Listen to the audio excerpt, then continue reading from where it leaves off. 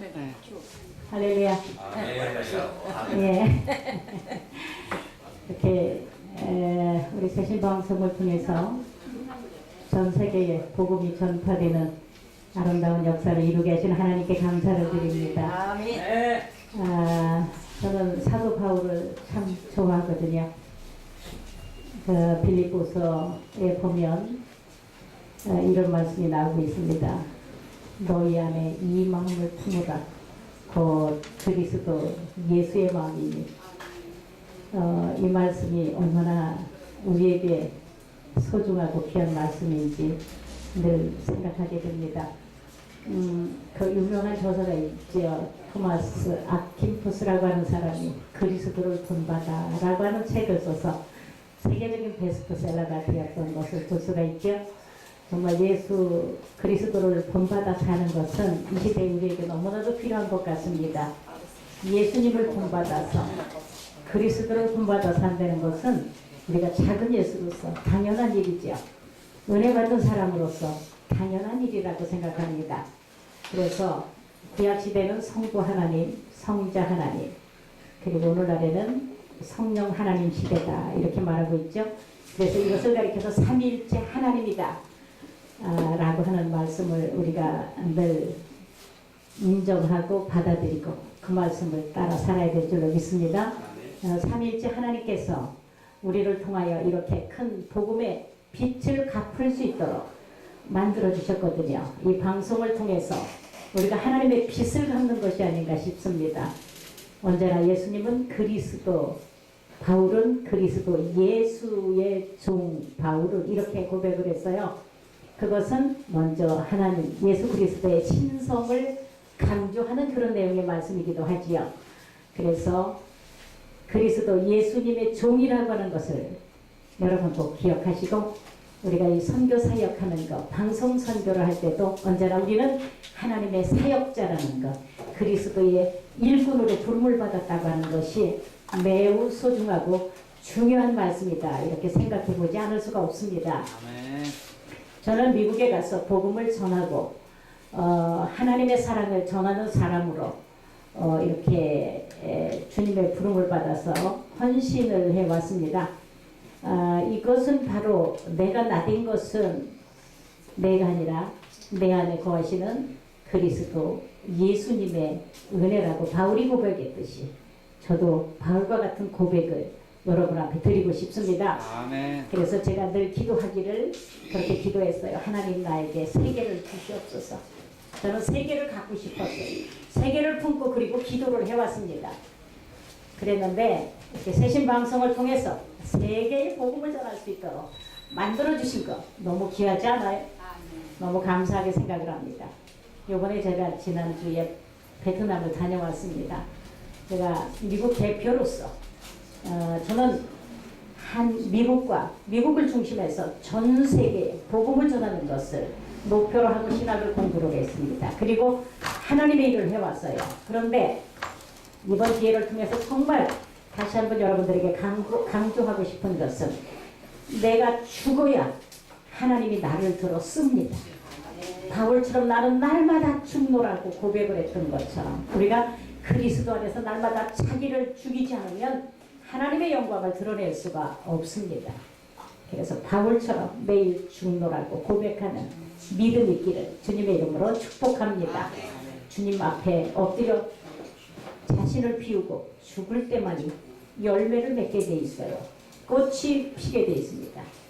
저는 어려운 그런 미국 그 사역을 위해서 제가 출발을 하게 됐는데 저는 후원자도 없었고 나를 도울 사람도 없었습니다.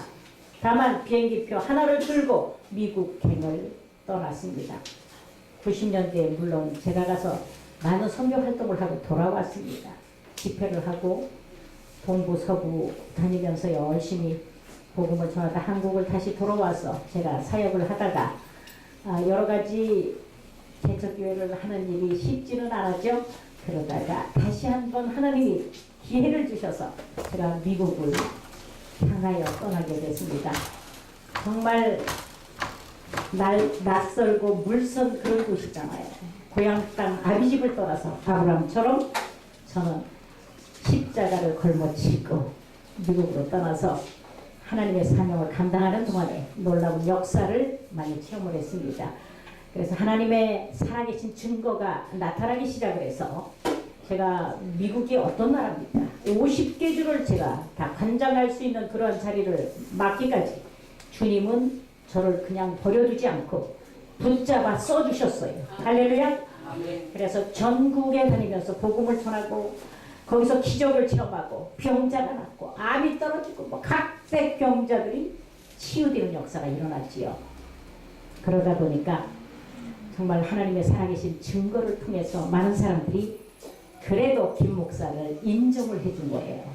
그리고 하나님이 인정을 해주신 거죠.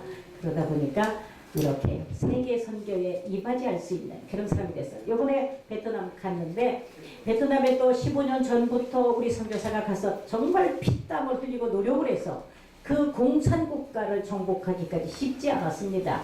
그래서 이제 베트남 정부가 인정하는 그러한 선교사가 됐습니다. 국가가 인정하는 법인을 만들었고 국가가 인정하는 그러한 사람으로 이제 우뚝 서서 외치기 시작을 합니다.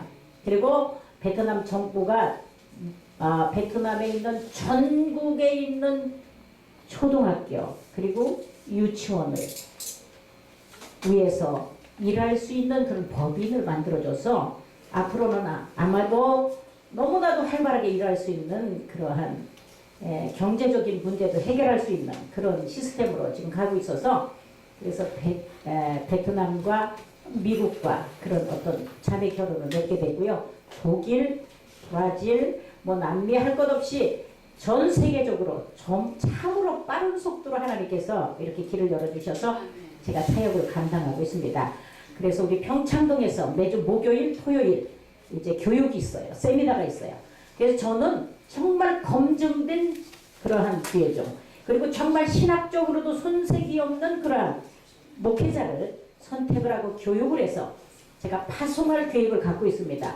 우리는 다른 선교회가 좀 더 다른 게 뭐냐면 우리가 행사로 끝나는 게 결코 아니고 선교사를 훈련하고 교육해서 언어 교육도 해야 되죠. 그 다음에 뭐 미용으로 봉사할 기업인들, 이번에도 기업할 수 있는 사람들을 제가 데리고 갔다 왔는데요. 기업할 수 있는 그런 시스템이 되어 있기 때문에 기업도 하고 자족도 할 뿐더러 미자립한 곳은 우리가 지원하는 그런 시스템을 가고 있습니다. 그래서 어느 선교회보다도 보람 있는 그런 선교가 시작될 것인데 아마 검증되지 않은 사람 절대로 보내지 않습니다.